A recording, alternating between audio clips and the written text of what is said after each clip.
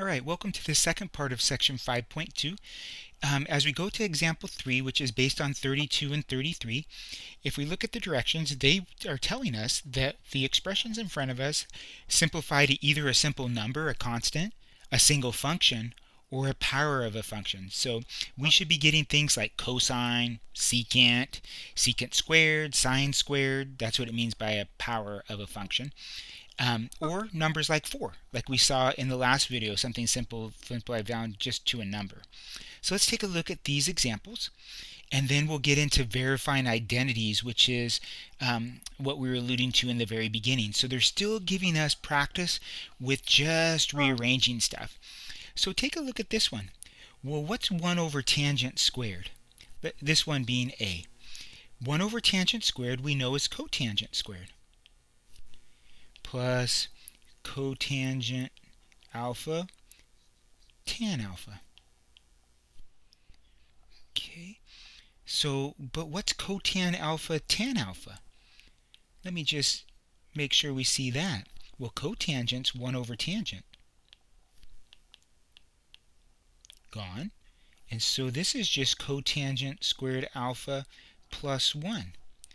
Well, what's cotangent squared alpha plus 1? Well, we got to think back to our trig identities, right?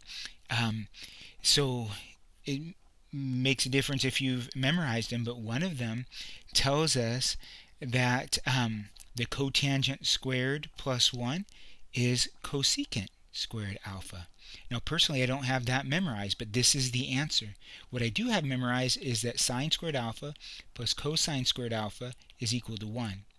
I need a cotangent alpha, so I need a sine, a cosine divided by a sine in order to get my cotangent. And so I'm going to have to divide everybody by sine squared. 1 plus cotangent squared alpha is equal to cosecant squared alpha. That is why I know it's cosecant squared alpha. Not because I have that one memorized, but because I can manipulate sine squared plus cosine squared equals 1. And I'm nothing special. You can do that as well. So my job is to make sure you remember that you don't have to store everything in your mind. How about this one? 1 minus, well, what's 1 over secant squared? Secant squared is the flip of cosine. So this is 1 minus cosine squared. Well, I know what 1 minus cosine squared is. It's sine squared. Done. How is it sine squared? Because sine squared plus cosine squared is equal to 1. If you make the 1 minus cosine appear, if you manipulate it, you will find out that sine squared x is equal to 1 minus cosine squared x. So we're thinking about this. Definitely your first big course in critical thinking. That's why it's the first transfer level course. It may feel a little bit different than your algebra. Algebra really didn't require a lot of critical thinking in there. How about something like example number 4? We need to verify that the equation is an identity. So what was mentioned in that first paragraph is the recommendation is to start from one side, usually the ugliest side, and make it look like the pretty side. So I'm going to start by, let me come in here. I'm going to start on this side of the equation. So personally, I would recommend, and I think the book does as well, to start with the ugliest side and make it look like the right-hand side. So what do you see here in the highlighted form? Hopefully you see that you have sine squared plus cosine squared. What's sine squared plus cosine squared? Well, that's just 1. So you have 1 plus tangent squared alpha. Well, 1 plus tangent squared alpha is just secant squared alpha by one of the Pythagorean identities. And so we have verified that it's an identity because we were able to work from one side and get the other. And so we are done. And so if you saw those Pythagorean identities right in front of you, one of them would be 1 plus tangent squared is equal to secant squared. Again, if I'm on, well, you're on the test, you get to take notes, but be careful because you won't have those same notes when you move forward. All right, so let's take a look at something that's a little bit more crazy. Working on something like number 48. In this case, both sides are pretty messy and difficult to deal with. So I don't know what you'd like to do, I'm just going to work from the left-hand side. So I'm going to take this, expand it out, and see if I can argue that it's this. So these get a little bit tricky, and there is no substitute for you getting your hands dirty and getting in there and going crazy. So let's make note of some things. So when you go to solve a problem like this, what you want to realize is that in the end, you only want sine. Okay, so you're going to get rid of, as fast as you can, anything that involves, well, anything that's not a sine, right?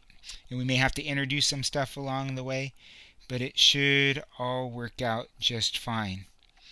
So the other thing that needs to be clear is there's usually more than one way to do this. And so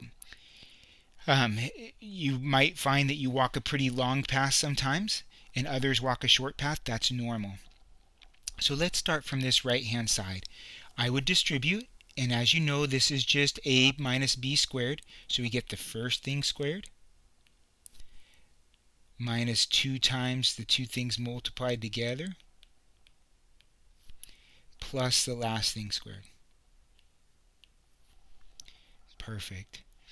So what do we have?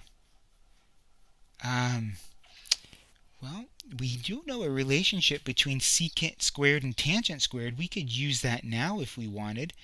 What do we know secant squared is? We just found out that secant squared was 1 plus tangent squared. So I'm going to put in blue what I change and try to use different colors.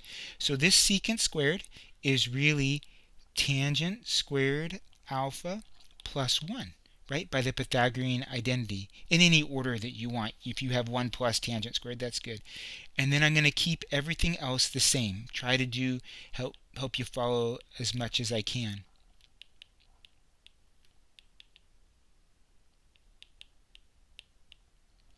Okay. So, apologize. This is, yeah, it's plus tangent squared alpha in there.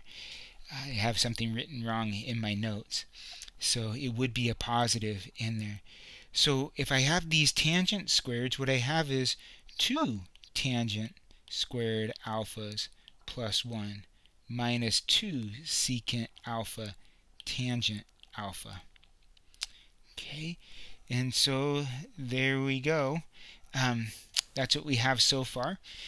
Don't know if that's any better. So sometimes you do things and it's like, I don't know if that's any better than what I had. So again, we try to keep our mind on the goal that's here. Now let's start getting rid of tangents. Let's try to get sines in there. So this is 2 sine squared alpha over cosine squared alpha plus 1 minus 2 and secant 1 over cosine alpha and tangent sine alpha over cosine alpha. Okay, so what do we have? And so the things that change, apologize, I didn't keep the same blue wording. The things that changed are the fractions, right? All 3 of those fractions. Just trying to get things out into sines and cosines. I can easily get rid of a cosine. So let's look at what we have. We have 2 sine squared alpha all over cosine squared alpha. That's from the first one right here. Then we have a plus 1, and then minus 2 sine alpha over cosine squared alpha. Okay, well, let's make this one right here. Let's get them all together. Let me make this one. If you're okay with that, I can come in here and erase, and then I'll highlight it by saying that 1 is cosine squared alpha over cosine squared alpha. Because what I also see in the end is that I have one giant fraction. So let's take a look at what we have now. And again, you won't know that what you're doing is the perfect way to go about it. But as long as you're doing stuff that's trigonometrically correct, we're good. So right away, we do the algebra, then we're right into the trig right away. And so what do we have here? We have 2 sine squared alpha plus cosine squared alpha minus 2 sine alpha all over cosine squared alpha. Okay, so we put it all into one fraction. Is this going to work? We don't know, right? And so this is the hard part about identities, is there's no particular perfect way. But I am doing good in the sense that I got I got sines involved. What do I not want? I don't want cosines. Now both of my cosines are cosine squareds. So what's cosine squared? Let's remember that sine squared alpha plus cosine squared alpha is equal to 1. So cosine squared alpha could be replaced with 1 minus sine squared alpha. Let's do that. So if I do that, then my 2 sine squared alpha is going to hang out.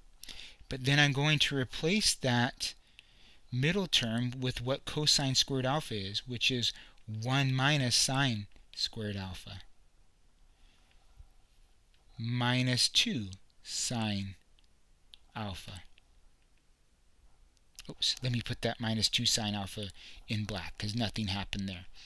Okay, minus 2 sine alpha. And that's all sitting over. And let's replace this one as well with 1 minus sine squared alpha. All right, so taking a look at the bottom. Okay, we got some good stuff there.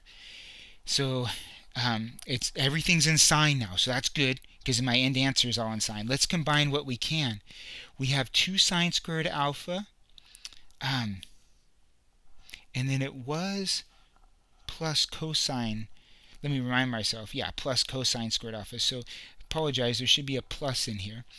So 2 sine squared alpha plus 1 minus sine squared alpha minus 2 sine alpha. So it gets a little bit overwhelming, but take a look at this. I got 2 sine squared alphas minus sine squared alphas. I just have a single sine squared alpha. And then I'm going to put the 2 sine alpha next, and I'm going to put the 1 at the end. We're in a really good position.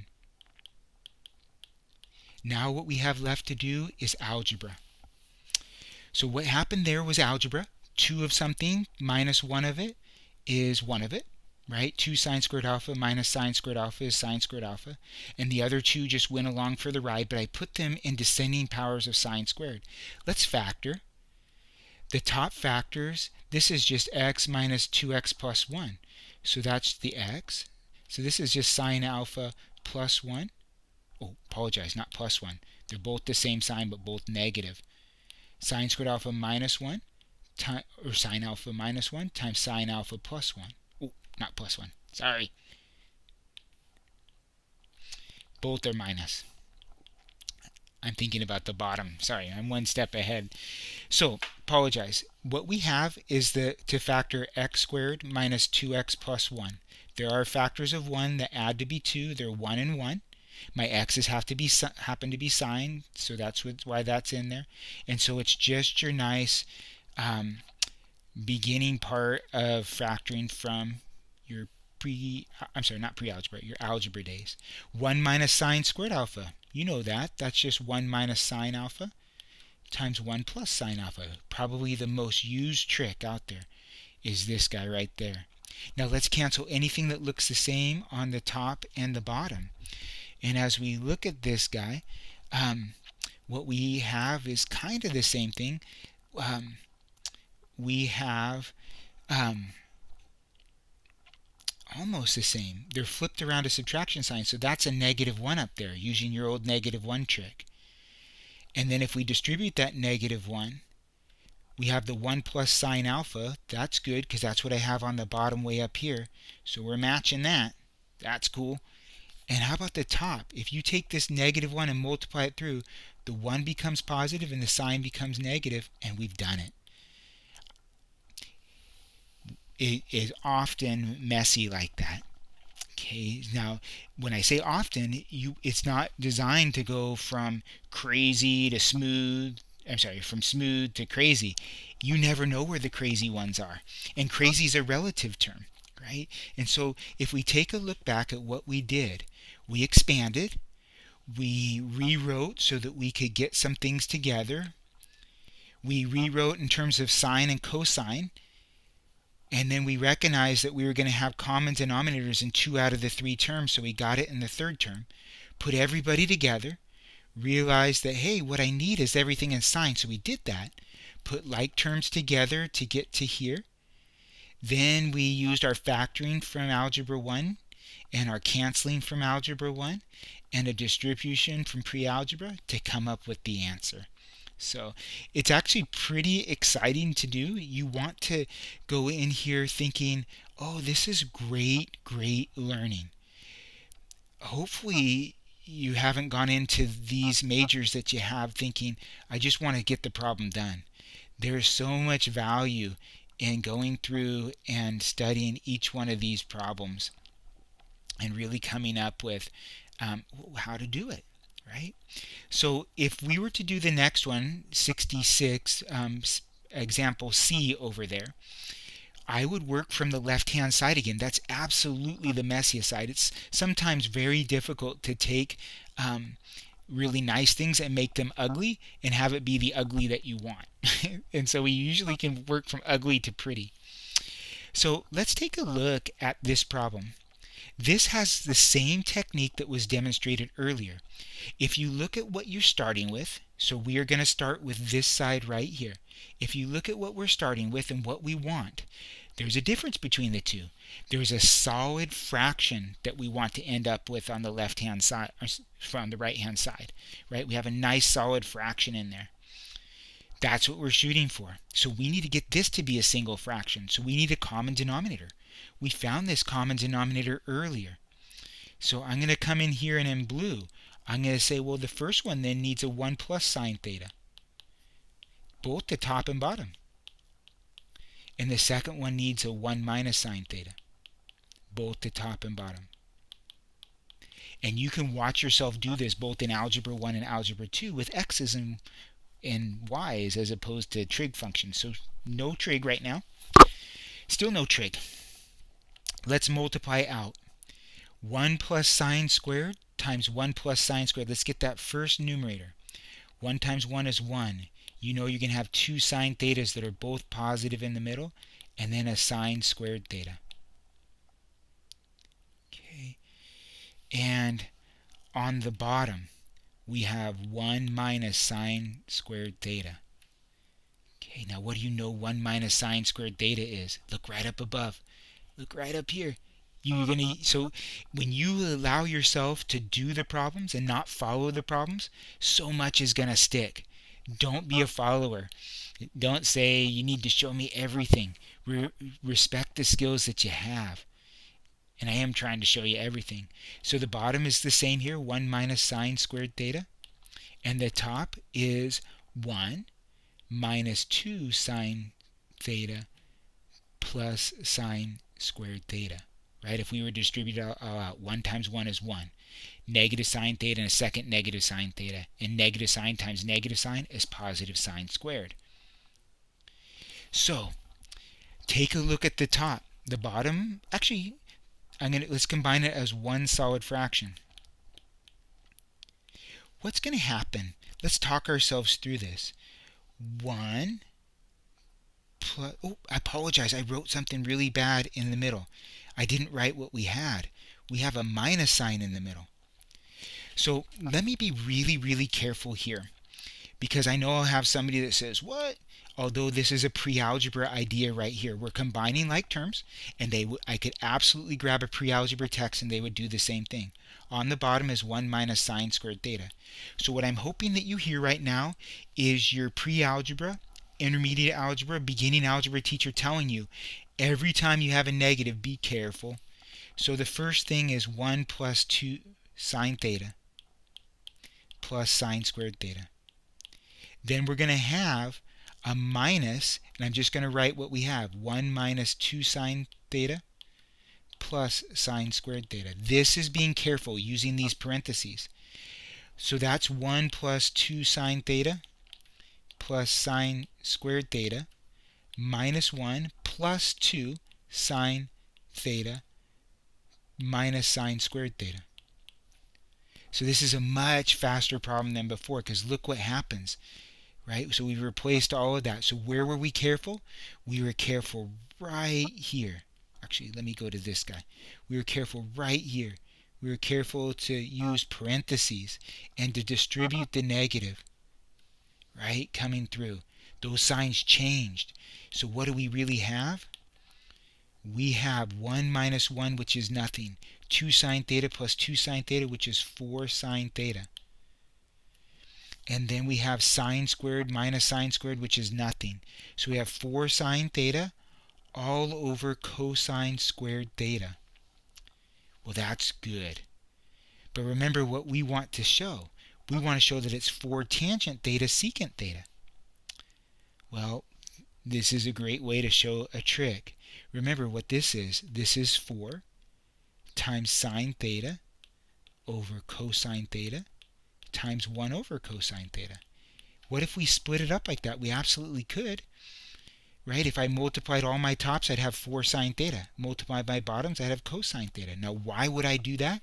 Only because they want me to match that. I'm looking at what I have. It's simple.